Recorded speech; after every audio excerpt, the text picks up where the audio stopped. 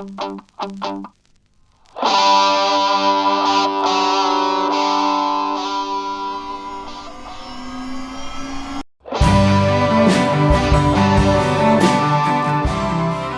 John Dixon here with a quick Undeception single. I hope you're doing okay. Every now and then, people raise the question about the tax breaks churches get today. The modern debate is something I raised in Season 1 in the episode titled Social Capital, if you want to have a listen to that. But where did it come from originally? Who was the first to think that churches shouldn't be taxed? And what on earth was the rationale?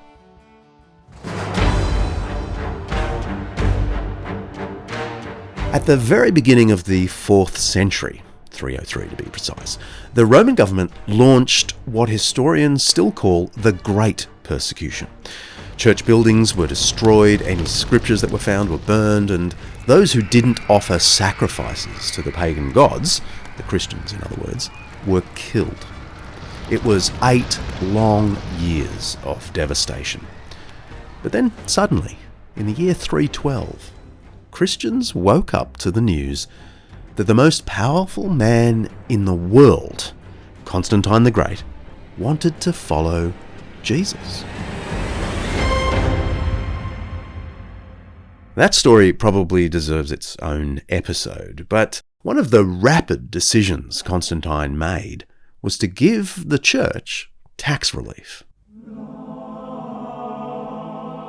A year or so after the end of the persecutions, Constantine dispatched a letter, quote, to Ursus, the most distinguished finance minister of Africa.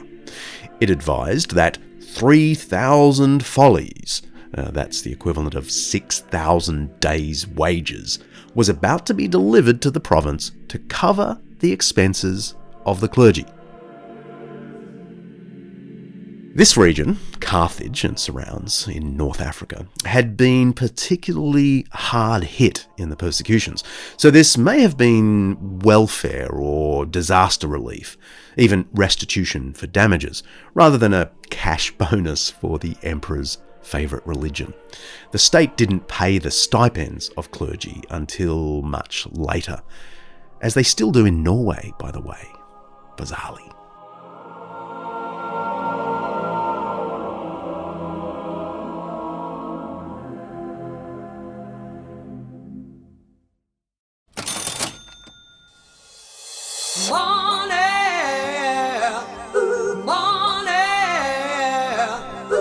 A small but significant financial change occurred on 3rd July 321, when Constantine ruled, quote, "Every person shall have the liberty to leave at his death any property that he wishes to the most holy and venerable council of the church."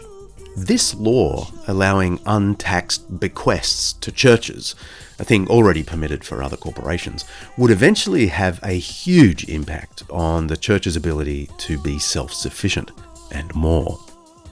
Over time, and of course no other organisations had more time, the property holdings of the church, because of this law, would become unfathomably large right across Europe. What seemed like a small tax concession in the summer of 321 would become one of the church's chief sources of income, property, and a principal cause of understandable criticism.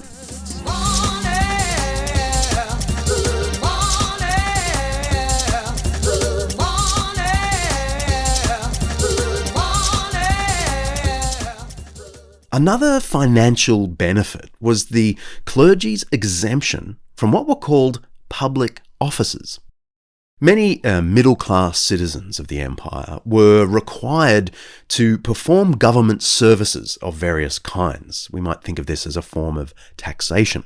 This could involve giving lodging to visiting soldiers and officials, providing supplies to the city, collecting state taxes, or even sitting on municipal councils. These public offices were considered onerous, particularly when they involved taking time out of one's regular employment. I guess modern equivalents might be the compulsory jury duty in Australia or national service in Israel.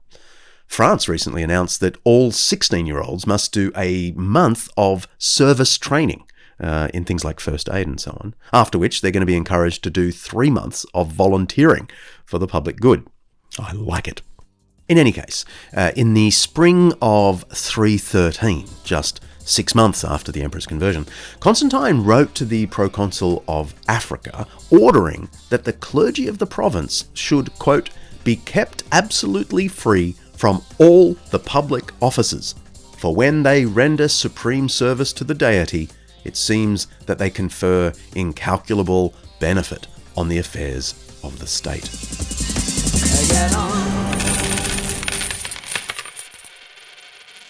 Clergy were by no means the only people in Roman society to be released from these civic duties. All pagan priests, professors, physicians, and leaders of the synagogues enjoyed the same privilege. Constantine was just now extending it to Christian clergy. Constantine's logic in connection with churches was that the activities of clergy, which included visiting the sick, distributing charitable gifts, and preaching those things into existence, were already valuable public offices. These exemptions then were formalised over the next 15 years, and they were all about letting the clergy do their good in society. One of these laws of Constantine decreed that, quote, those who are called clerics shall be exempt from all compulsory public services whatever, lest they should be called away from divine services.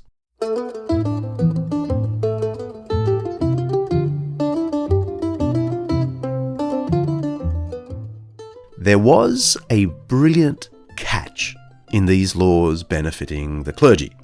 Wealthy citizens capable of performing significant public services were explicitly forbidden from entering the clergy, lest they use the church as a kind of loophole to escape this form of taxation. To quote from one of the laws, no decurion, that's a middle to high-ranking citizen, no decurion or descendant of a decurion, or even any person provided with adequate resources shall take refuge in the name and the service of the clergy. And moreover, the clergy must be chosen only from among those who have slender fortunes. This law survived at least a generation beyond Constantine, and was reiterated in a law of 364, which said, we forbid altogether that wealthy plebeians shall be received as clerics by the church.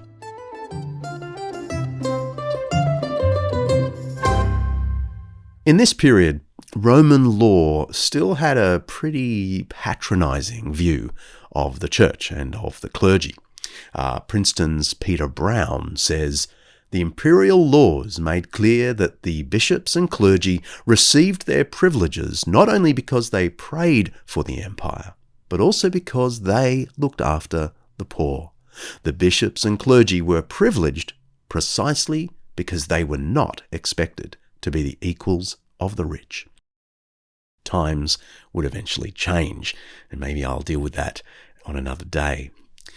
How do you reckon Roman citizens generally felt about these tax laws benefiting the church? Some probably resented it, especially those who longed for the good old days of Christian persecution.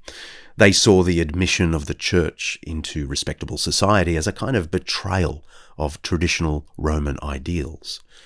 But so far as we can tell, most Romans didn't hate Christians. By this time, the early 300s, pretty much everyone must have known at least one Christian. And so the values of Christianity were becoming better understood. I mean, lots of people still found the Christian denial of the Greek and Roman gods sort of weird, and Christians were sometimes called atheists because of this.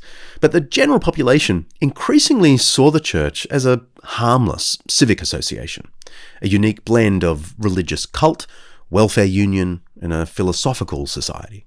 It made sense then to extend these conventional Roman policies to the Christian clubs.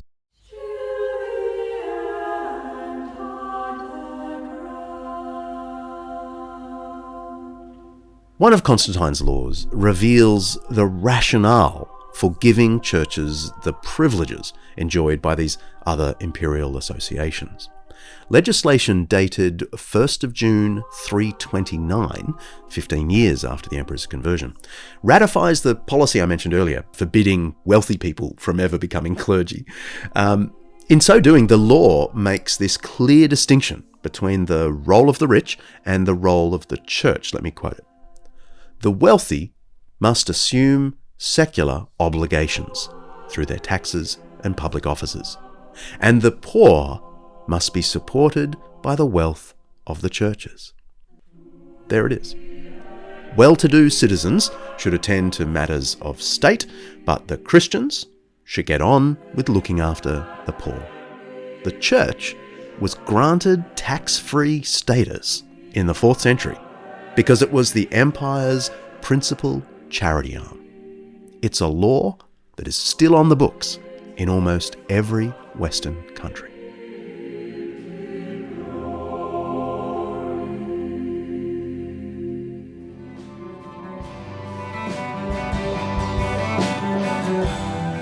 Hey, speaking of financial assistance, this single was made possible by Stonebreaker Lawyers, a firm specialising in commercial and business law, as well as wills and estates. They are good people, I know them personally. And as their website says, they want to see justice roll down like waters and righteousness like an ever-flowing stream. That's from the Bible. Stonebreaker is spelled Stonebraker. It's stonebreakerlawyers.com.au. We're in between seasons, as you may have worked out, but we're working hard to bring you some pretty exciting things soon. Stay safe. See ya.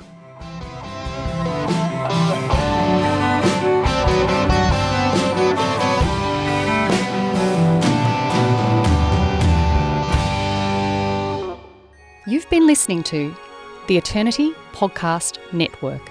eternitypodcasts.com.au